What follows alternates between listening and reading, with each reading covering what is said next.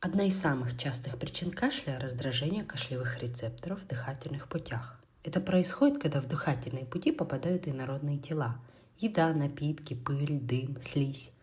То есть кашель – это защитный рефлекс организма, чтобы удалить все, что не должно быть в норме в дыхательных путях. Вторая причина – инфекции. При инфекции вирусы или бактерии поражают слизистую дыхательных путей – носоглотку, трахею, бронхи, легкие.